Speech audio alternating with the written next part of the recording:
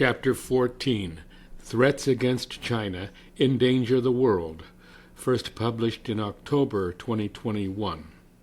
In the build-up to the World Climate Change Summit, slated for Halloween and the first week of November 2021 in Glasgow, a New York Times report said China must pivot away from coal immediately to avoid climate disaster. The article says attention is riveted on China and whether it will do more to cut emissions. It quoted a British member of Parliament saying China is responsible for almost a quarter of all global emissions right now. The Times article acknowledges that China leads the world in hydroelectric, solar, and wind power, but it insists that China is the biggest current emitter now by a wide margin, while also admitting the United States has released more human-generated carbon dioxide over the past century than any other country. On a per capita basis, China's emissions are less than half the U.S. total right now, and China is converting to renewables much faster than the U.S. An October 15, 2021 report said the plan to replace coal and gas-fired power plants with renewable energy will be dropped from President Biden's Build Back Better bill, thanks to Joe Manchin of West Virginia and his energy lobby backers. This will create a huge problem for the White House in Glasgow, David Victor of UC San Diego's Deep Decarbonization Initiative told the Times. Biden had hoped to point to the Clean Electricity Program as evidence the U.S., which is historically the world's largest emitter of planet-warming pollution, is serious about changing course, the report said. Meanwhile, hundreds of people were arrested October 11th and 12th, 2021 in Washington while protesting a record number of new oil and gas leases on U.S. public lands. According to Oil Change International, 21 major fossil fuel infrastructure projects under review in Washington would be the emissions equivalent of adding 316 new coal-fired power plants, more than are currently operating in the United States. That would equal 17% of total 2019 U.S. green gas emissions. The gargantuan role of the U.S. military in global emissions is not included in these reports, but a June 2019 report on the costs of war by Brown University's Watson Institute of International and Public Affairs shows the military is by far the largest part of U.S. federal government energy consumption, nearly 90% of the total. A study by Lancaster University's Environment Center found the U.S. military is a bigger polluter than as many as 140 countries. The Costs of War report says with an armed force of more than 2 million people, 11 nuclear aircraft carriers, and thousands of the most advanced military aircraft, the Department of Defense is the world's single largest institutional consumer of petroleum. About 30% of this goes to maintaining 800 U.S. military bases around the world, many of them bristling with nuclear warheads. The other 70% is operational: bombers, fighter jets, air tankers, aircraft carriers, airlift operations, and so on. The picture suggests a simple solution: ground the bombers and save the planet. Pulling back the nuclear aircraft carriers cruising in the South China and East China Seas would improve the planet's safety in myriad ways, but the most significant one is reducing the danger of a war that could wipe out the planet even faster than climate disaster. The two dangers reinforce each other, of course. Reducing the Pentagon budget even modestly could also help clean up the planet. The Congressional Budget Office released illustrative options for national defense under a smaller defense budget. The October 1st, 2021 report found 3 modest, super cautious ways to cut $1 trillion or 14% off the Pentagon budget between 2022 and 2031. That amount would finance a substantial portion of Biden's Build Back Better and infrastructure bills. Bernie Sanders and Barbara Lee proposed even more modest cuts to the Pentagon budget in September. The proposal was crushed by a near unanimous majority against it. Is Taiwan next? Immediately following U.S. withdrawal from Afghanistan, tensions began boiling over in the Taiwan Straits. An October 9th New York Times report said Taiwan is now at the heart of the deepening discord between China and the United States, with massive buildups on both sides. The Biden administration approved a $750 million arms sale to Taiwan in August 2021. Just the latest batch of billions worth of armaments of all kinds, including fighter jets, tanks, missiles, and training. China has responded with its own force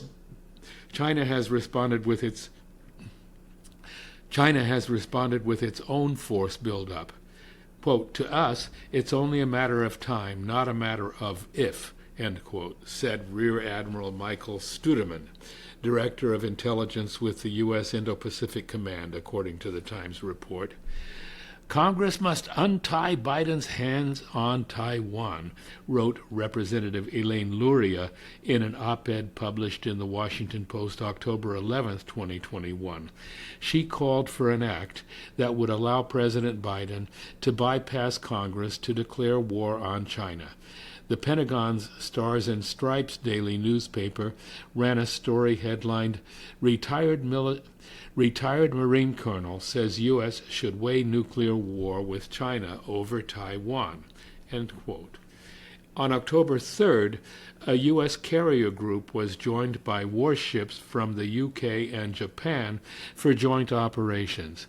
The U.S. Navy said the deployment is designed to uphold the international rules-based order, multilateralism and shared values, freedom of navigation, democracy, and human rights in the Indo-Pacific region.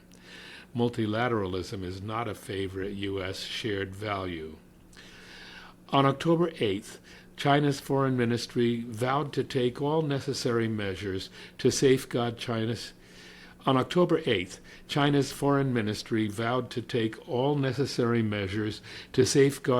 sovereignty and integrity, and, quote, urged the U.S. to fully recognize the high sensitivity of the Taiwan question, end quote.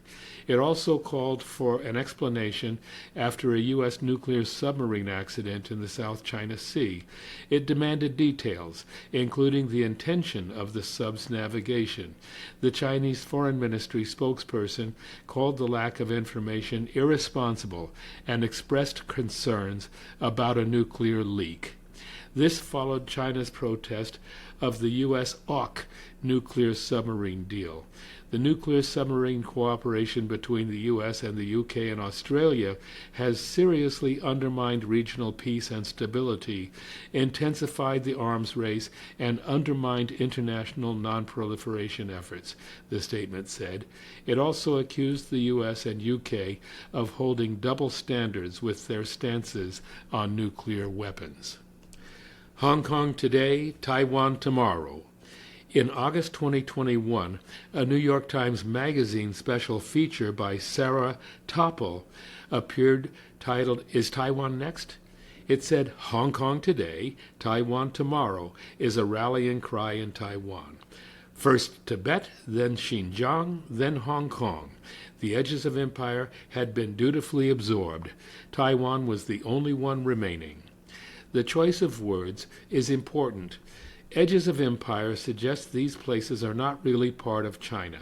Hong Kong, of course, was stripped away from China and colonized by Britain as spoils of the Opium War of 1839, which was the start of China's century of humiliation. Hong Kong's reincorporation under the One Country, Two Systems deal in 1996 signaled the end of that colonial humiliation. So official calls by British and U.S. leaders for self-determination for Hong Kong ring ironically hollow. The U.S. CIA conducted a Tibetan program in the 1950s and 60s that was part of a concerted U.S. push to partition and shrink China, similar to U.S. efforts today in Xinjiang. But Tibet has been part of China for centuries, in spite of 19th century British imperial efforts to link it with British India.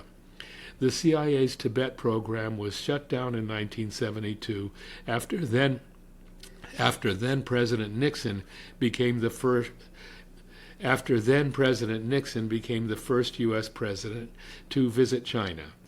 The U.S. signed the One China Agreement in January 1979, saying the United States acknowledges that all Chinese on either side of the Taiwan Strait maintain there is but one China and that Taiwan is a part of China. The United States government does not challenge that position. It reaffirms its interest in a peaceful settlement of the Taiwan question by the Chinese themselves." End quote. When Chiang Kai-shek led the defeated Kuomintang forces to Taiwan in 1949, he established his Republic of China government there, insisting with U.S. support that it was the government of all of China. According to the legendary I.F. Stone's Hidden History of the Korean War, published by Monthly Review Press in 1952, now out of print, President Truman stated in January 1950 that the U.S. would not give military aid or advice to Chiang and would not pursue a course which would lead to involvement in the civil conflicts in China. End quote. This non-intervention policy was reversed by the outbreak of war in Korea, Stone wrote. Intense machinations between January and June 1950 by the maverick General Douglas MacArthur, U.S. Supreme Commander in Japan, with collaboration from Wall Street attorney John Foster Dulles, led to an alliance of Chiang's and U.S. forces. Stone cites MacArthur's August 6, 1950 declaration that, quote, "the United States ought to take a vigorous position against communism everywhere in Asia, and Korea ought not to be an isolated case," end quote.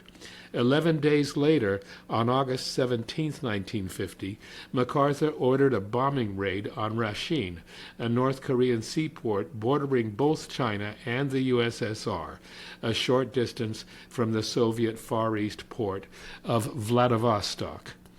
General MacArthur fought a political battle in 1950 with President Truman over war with China. MacArthur argued that by holding Formosa, the colonial name for Taiwan, the U.S. could, quote, "dominate with air power every Asiatic port from Vladivostok to Singapore," end quote, Stone wrote. President Truman ultimately fired the insubordinate MacArthur, but it was too late. The maverick general's anti-communist war campaign galvanized enough right-wingers to plunge the U.S. into its first major battle to contain communism in Asia. The Chinese Red Army pushed the U.S. forces back to the 38th parallel, dividing Korea in two. Meanwhile, Douglas became Eisenhower's Secretary of State after the Republicans defeated Truman in 1952, and meanwhile, John Foster Dulles became U.S. Secretary of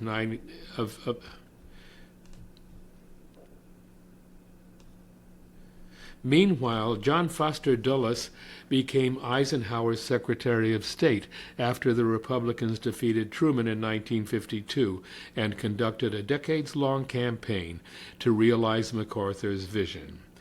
It's an irony of history that Eisenhower's vice president, Richard Nixon, was the U.S. leader to reverse the U.S. war against China in 1972. But it is no accident that the long-term imperial U.S. goals of ending communism in Asia and restoring U.S. domination there would resurge. The question remains, as Vice Admiral Robert Thomas, former commander of the U.S. 7th Fleet, said, how far are you willing to go to defend Taiwan? I don't know if the United States is willing to see U.S. young people coming back in body bags for the defense of Taiwan. The war danger is all too real. An October 8th editorial in China's Global Times says we must resolutely define the deployment of U.S. troops in Taiwan as an invasion. The mainland has the right to carry out military strikes against them at any time. We will not make any promises over their safety. We must make Washington understand that it is playing a dangerous game that is destined to draw fire onto itself, and it is risking the lives of young U.S. soldiers. Pentagon Papers author Daniel Ellsberg revealed in May 2021 that U.S. officials considered using nuclear weapons against China during a Taiwan crisis in 1958. Quote, as the possibility of another nuclear crisis over Taiwan is being bandied about this very year, Ellsberg said, it seems very timely to me to encourage the public, Congress, and the executive branch to pay attention, end quote. What would happen to the world, asked retired Judge Julie Tang of San Francisco-based Pivot to Peace, if the United States and China were to go to war? The price of war would be calamitous. We need to aim for peace, not war. The anti-war group Code Pink and Pivot for Peace are waging an all-out campaign saying China is not our enemy.